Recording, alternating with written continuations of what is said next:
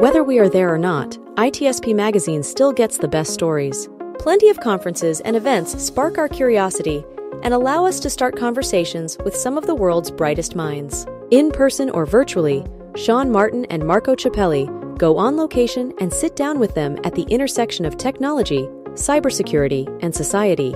Together, we discover what the synergy of these three elements means for the future of humanity.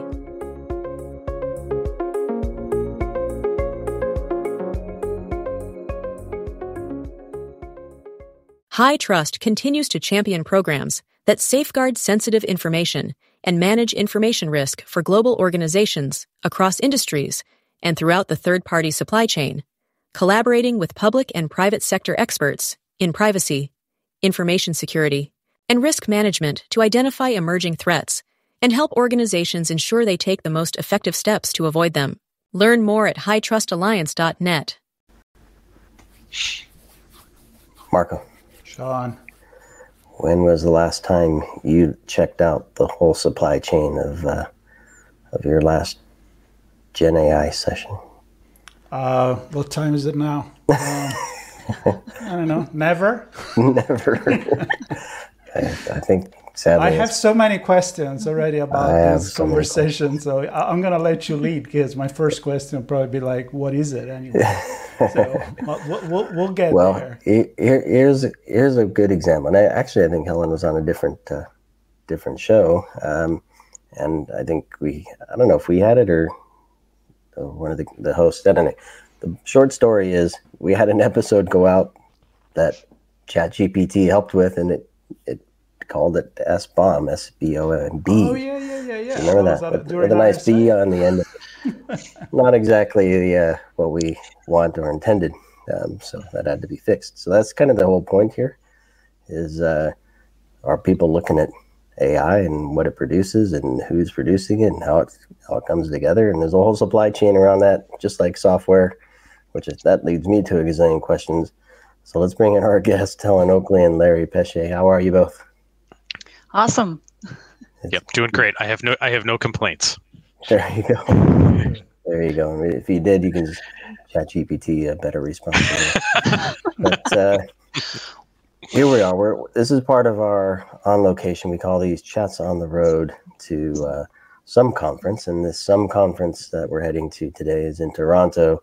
It's the Security Education Conference in Toronto, also known as SecTor. We just had a chat with Steve Wiley yesterday, kind of getting the big picture and the history of the event. It's an event we've covered for a few years now, and I'm excited to be going to see everybody. And I want to meet Helen in person and Larry in person, but for now we'll take a virtual introduction so everybody else gets to meet you as well.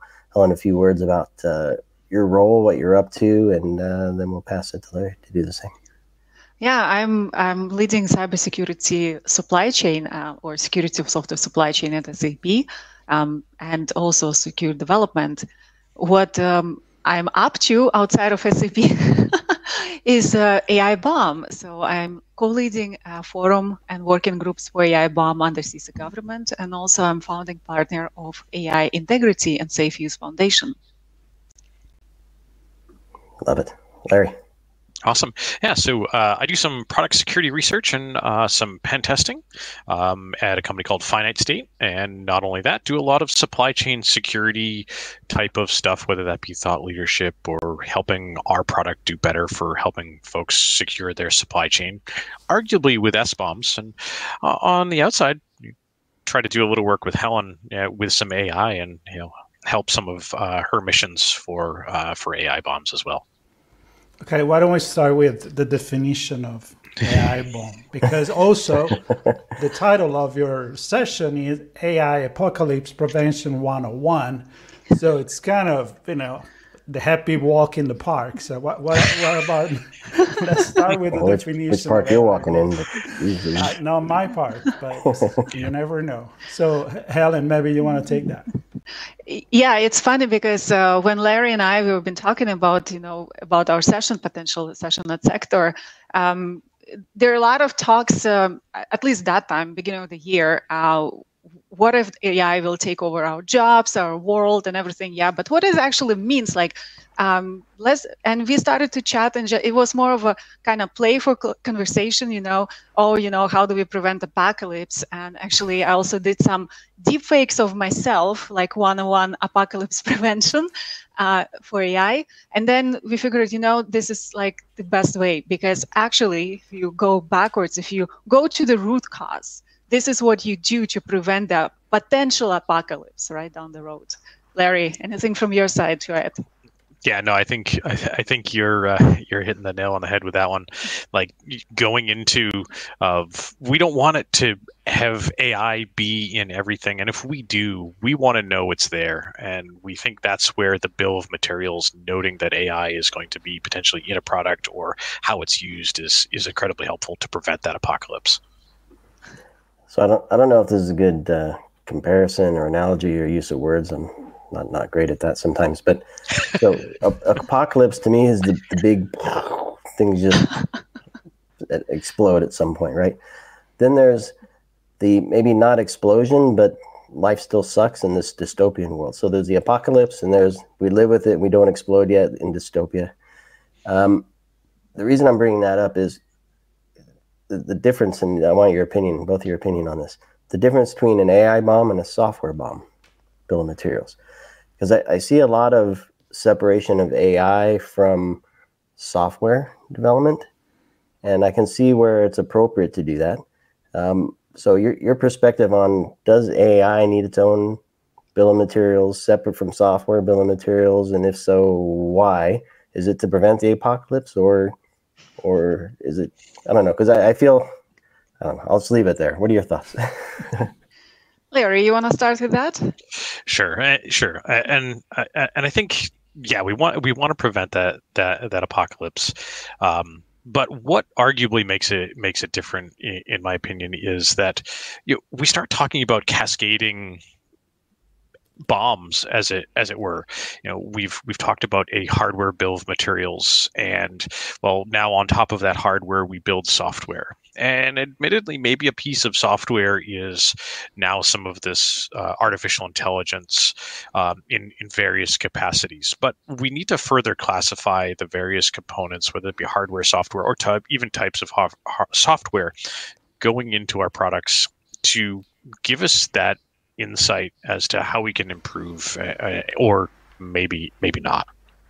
So I think it's really appropriate that we have sort of these cascading levels of a bomb. Yeah, and if you step back a little bit and say, what is SBOM, software bill of material? It's an ingredient list, right, of what is in the software. And AI also software, it also has this SBOMic, what we started to call fields. So whatever is software has also AI software needs to have that description, but on top of that, we want to have other ingredients of AI, like how the systems are built, all the models, right, data sets, how it's been trained, and even up to the energy consumption details, because we need to understand how it's built to prevent and catch the early decay or drifts or anything malicious that could happen that can actually potentially lead to the apocalypse, right? And we can go into apocalypse scenarios a lot, but I think we are in the perfect moment to define what needs to be done to prevent and really steer AI systems in the direction to be human allies, not adversaries. All right, I have a question, because I like that you went into the ingredient example, which is a little, nicer than an apocalypse. But so, and I'm thinking like, all right, so AI, sometimes we don't even know how it works. So like, we know about there's a black box and whatever happened there, not sure. So how are we going to put the ingredient when we don't really eventually know? Or is this my perspective that we don't know? So there are multiple ingredients, and they're fundamentally different from traditional software, because now we're not just talking about ingredient list, but also how we train those ingredients, right? So how do we use how it's being modified throughout its life cycle? And then we talk about training during development, and then we also talking about runtime modification and fine-tuning of AI systems, right? So how is it consuming data, how is it working with the prompts, how the RAG is being consumed, right? It was the integrity of that data. So all these aspects are being collected as part of the AI bomb. So it's really fundamentally different. However, it still has the foundational ingredient list of an S-bomb. Mm-hmm.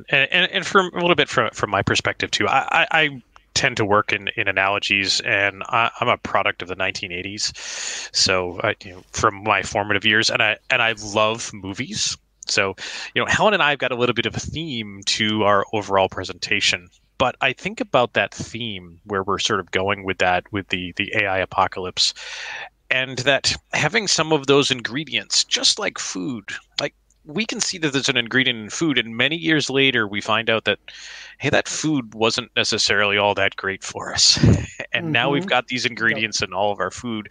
We now have, with this AI bomb, the ability to go back and look at some of these models and look at the way we've done some training data and go, we probably shouldn't be using these anymore, or we need to have some additional ways of changing that to make it better for us.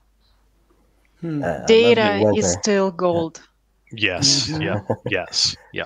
It gives us a great opportunity to have some decisions about what we consume, whether that be an ingredients list for food or the types of AI and the way they're configured as well. Yeah, red number 7. So monosodium glutamate. Talking about 80s, right? I mean, we're all aging ourselves here. Yeah. Yes. So to that point, so an ingredients list is a great start, and I'm assuming, Larry, you get to dig in some of this, Helen, as well. I was on a CISO call this morning. Not going to disclose anything that I shouldn't, but there was talk about the term of pen testing for AI and what that means, and red teaming, and what are we in the traditional software testing realm? We have what I deem as a clearly defined scope of this should do this, and therefore we can fairly simplistically determine what it shouldn't do, and then test the boundaries of inputs and outputs and come up with a nice set of test cases. It's a little more difficult when we start talking about AI. We talk about training, we talk about data sets, we talk about systems coming together to produce bigger sets of results.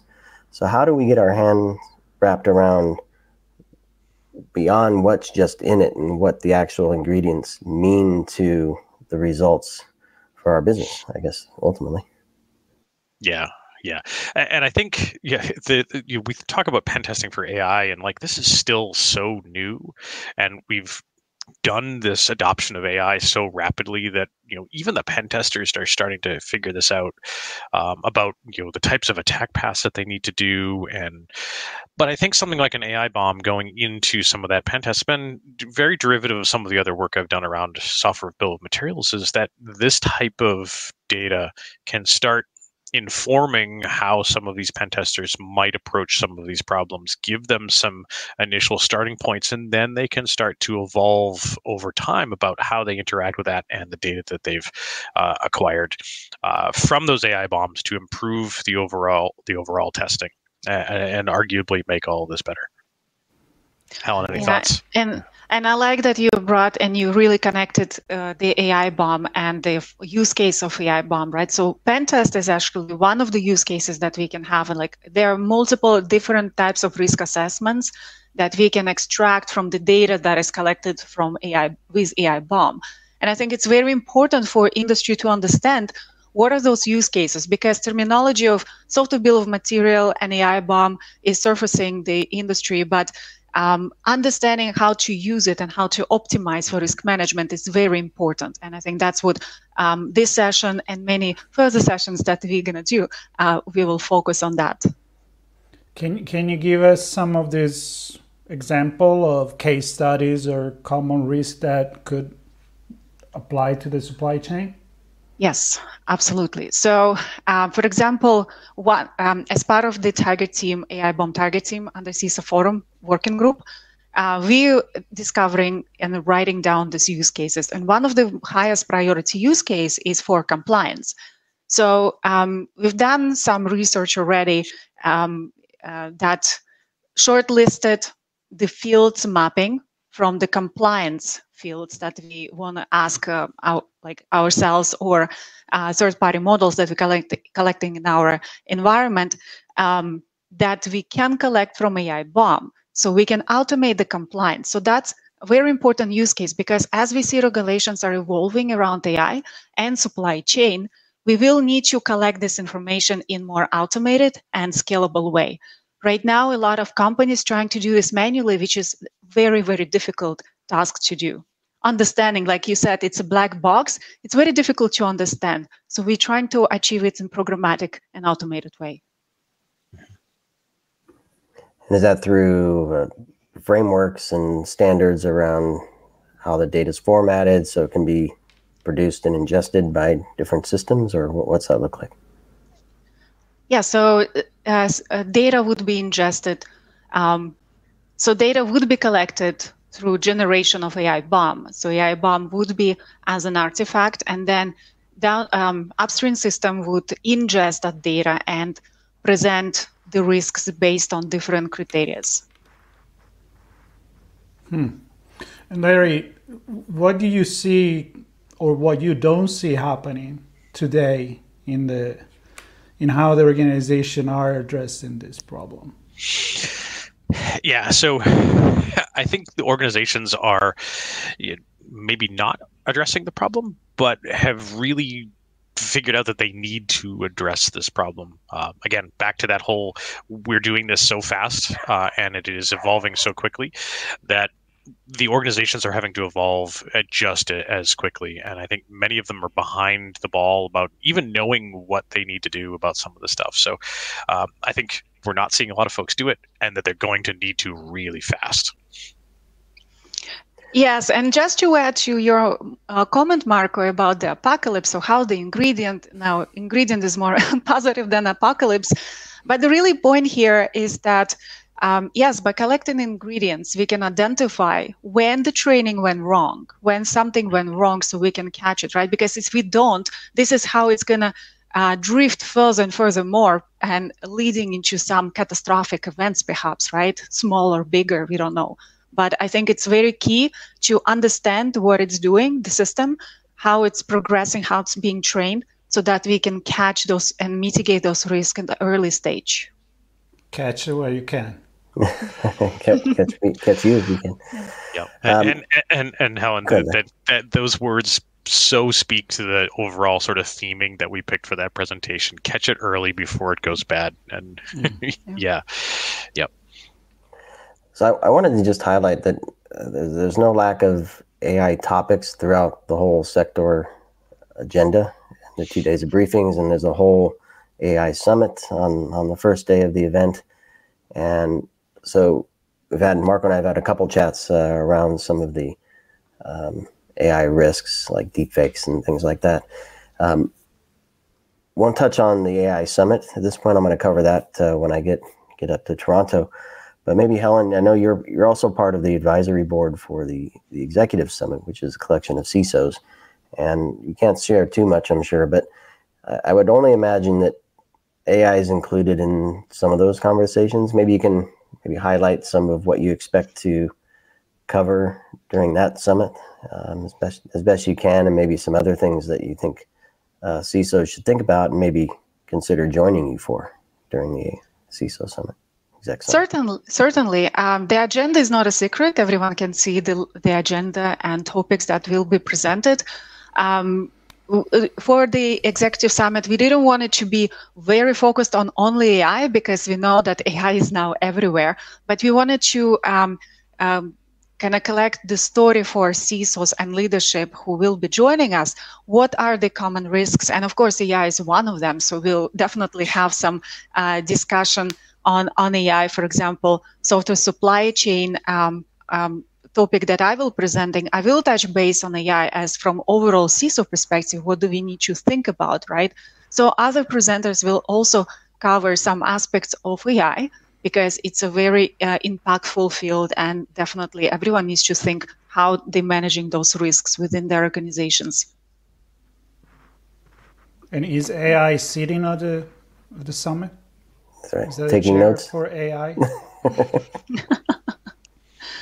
I don't think like AI is allowed at the executive summit, so you have to be there in person.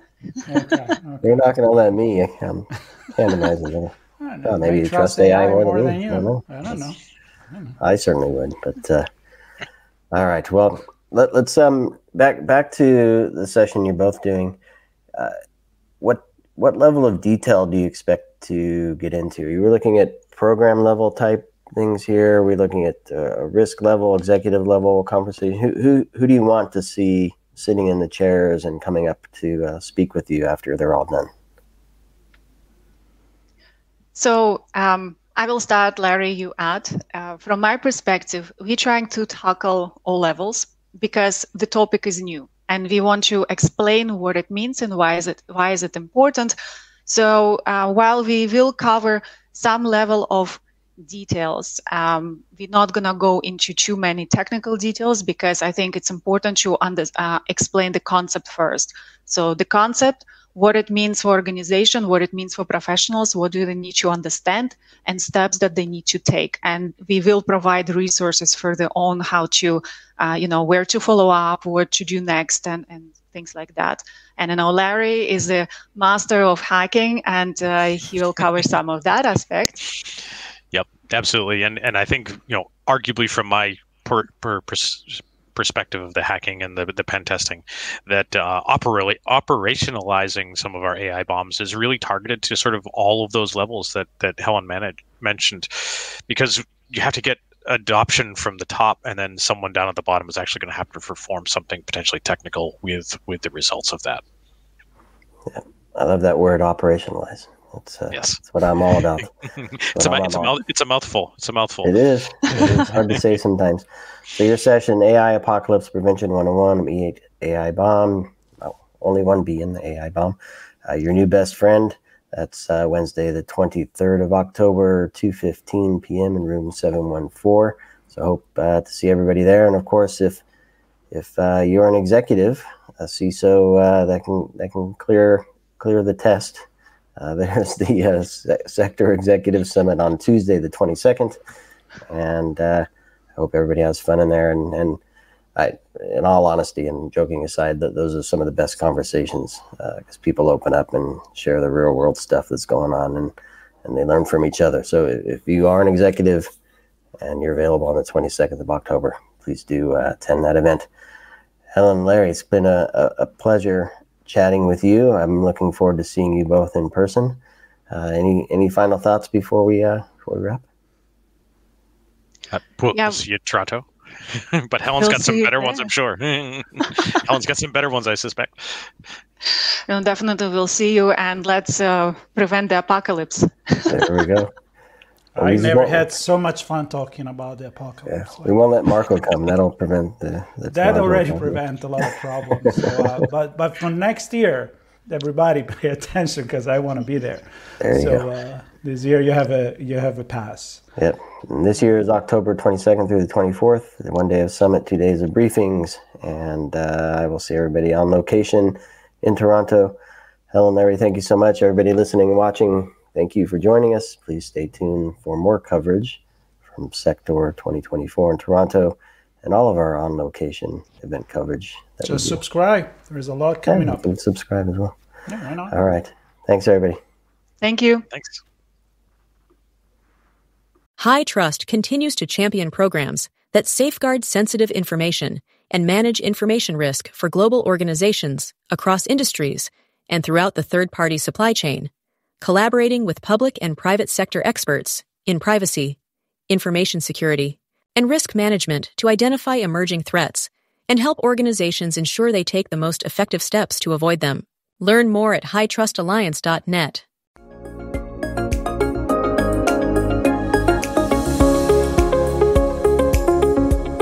We hope you enjoyed this episode of Sean and Marco's on-location event coverage conversations.